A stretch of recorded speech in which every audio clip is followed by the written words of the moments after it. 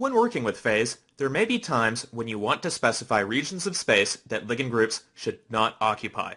Typically, these are instances in which placing a part of a ligand in that region of space would result in a steric clash with the receptor, thereby diminishing or eliminating ligand activity.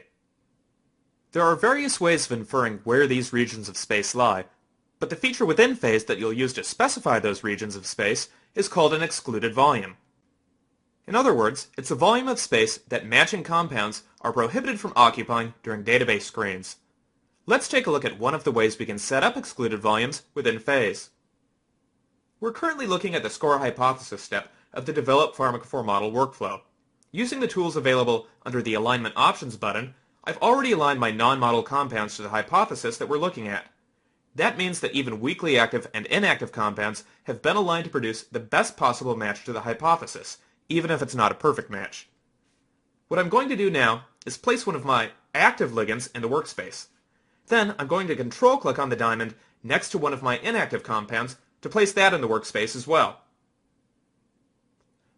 With these two ligands aligned atop one another, it's easy to see that the inactive compound occupies a large volume of space that the active compound doesn't.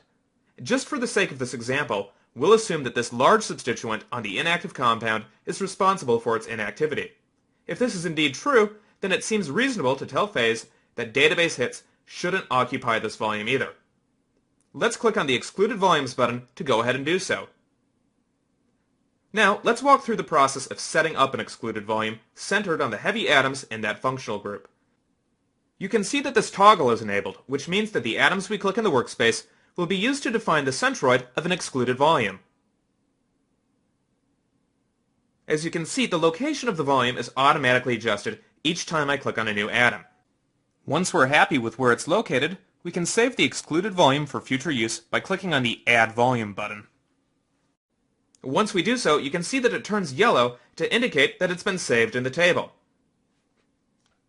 Right now, our excluded volume doesn't cover the entire substituent on the inactive compound, so let's add a second excluded volume.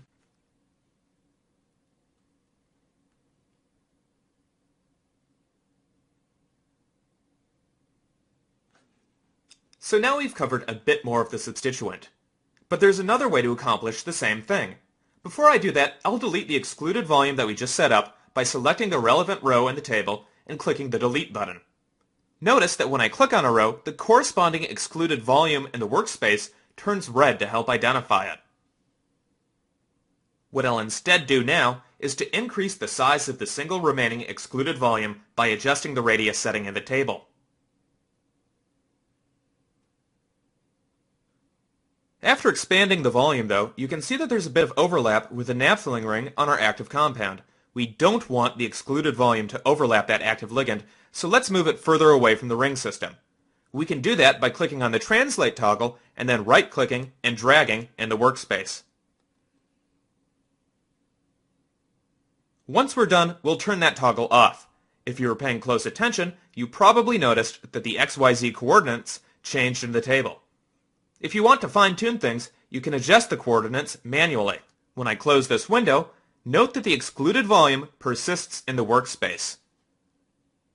It's important to keep in mind that this excluded volume is associated with this individual hypothesis. When I display a different hypothesis in the workspace, the excluded volume disappears.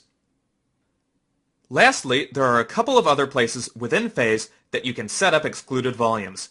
Using the phase hypothesis table, which can be opened from the application menu, you can add excluded volumes to existing hypotheses in the project table in the exact same way that we just saw.